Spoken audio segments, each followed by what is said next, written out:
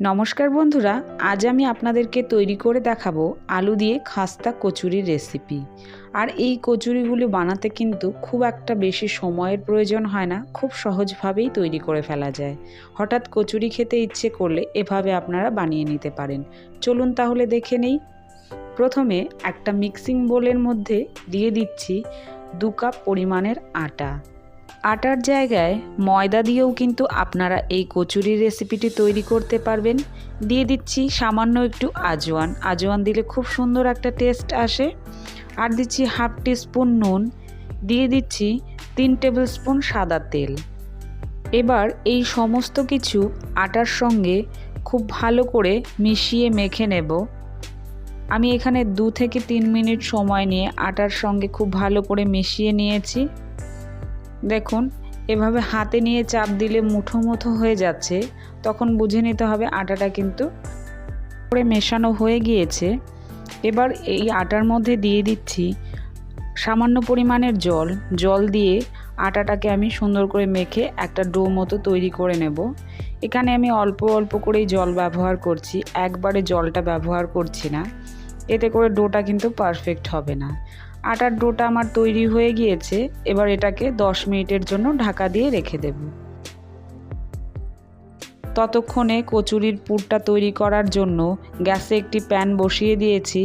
প্যানের মধ্যে দিয়ে দিচ্ছি 2 চামচ পরিমাণের সাদা তেল। তেলটা গরম হয়ে গেলে এর মধ্যে দিয়ে দিচ্ছি হাফ টিস্পুন জিরে আর দিচ্ছি হাফ টিস্পুন মৌরি। এবার এর মধ্যে অ্যাড করে দিচ্ছি 1 টিস্পুন আদা কুচি আর দিচ্ছি 2টো কাঁচা লঙ্কা কুচি। এবার এই সব কিছু একটু আমি নাড়িয়ে নিচ্ছি। এখন এর মধ্যে অ্যাড করে দিচ্ছি সেদ্ধ করে রাখা 2টো আলু, আমি একটু ভেঙে নিয়েছি। আলুটা দেওয়ার পর 1 থেকে 1.5 মিনিট সময় খুব ভালোভাবে একটু নাড়িয়ে নেব।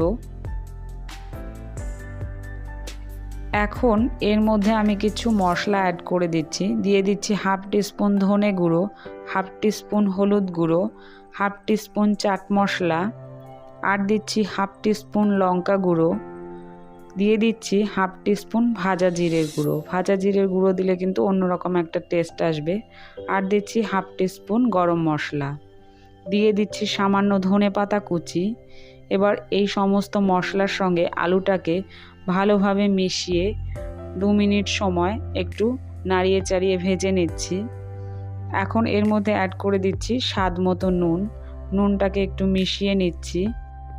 এখানে কিন্তু কচুরির ভেতরকার পুরটা একদম রেডি হয়ে গিয়েছে। এখন গ্যাসটা অফ করে আমি নামিয়ে নিচ্ছি। 10 মিনিট পর আটার ডোটা কিন্তু একদম সেট হয়ে গিয়েছে। আমি আরও কিছু সময় এটাকে একটু মেখে নেব।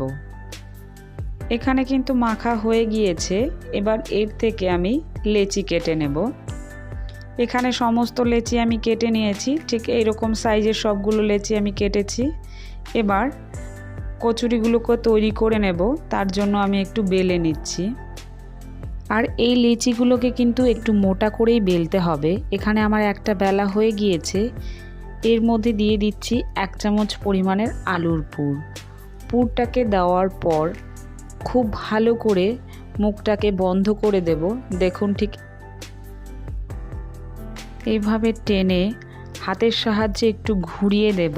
দেখুন, ঠিক এই রকম করেই কিন্তু আমি সমস্ত কচুরি তৈরি করে নেব। এবার একটু চেপে দিচ্ছি, এতে করে আলুর পুরটা ভেতরে সেট হয়ে যাবে। ঠিক এই রকমভাবেই আমি সমস্ত কচুরিগুলো কিন্তু এখানে তৈরি করে নিয়েছি।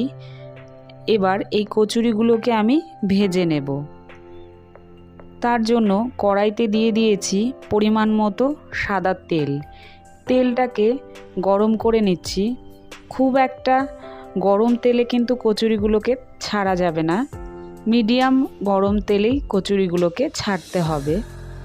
আর কচুরিগুলোকে লো ফ্লেমে ভাজতে হবে, হাই ফ্লেমে কিন্তু কচুরিগুলোকে ভাজা যাবে না, তাহলে কচুরিগুলো কিন্তু খাস্তা হবে না। এবার কচুরিগুলোর ওপরে আমি একটু তেল দিয়ে দিচ্ছি, এতে করে এটা কিন্তু খুব সুন্দর ফুলে উঠবে।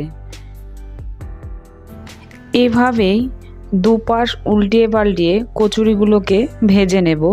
এখানে আমার 5 থেকে 6 মিনিট সময় লেগেছে কচুরিগুলোকে ভাজতে। আজকের এই কচুরি রেসিপি যদি আপনাদের ভালো লেগে থাকে তাহলে অবশ্যই একটি লাইক করবেন এবং কমেন্ট করবেন। আর আমার চ্যানেলে নতুন হয়ে থাকলে চ্যানেলটিকে সাবস্ক্রাইব করার অনুরোধ রইল। দেখুন এখানে কিন্তু কচুরিগুলোর কত সুন্দর কালার চলে এসছে আর ভাজা কিন্তু হয়ে গিয়েছে। এবার আমি এগুলোকে নামিয়ে নিচ্ছি। এখন আমি আপনাদেরকে একটি কচুরি ভেঙে দেখাচ্ছি। দেখুন কত সুন্দর হয়েছে ভেতরটা। আজ এই পর্যন্তই, দেখা হবে নতুন কোনো রেসিপিতে। ভিডিওটি সম্পূর্ণ দেখার জন্য অনেক অনেক ধন্যবাদ।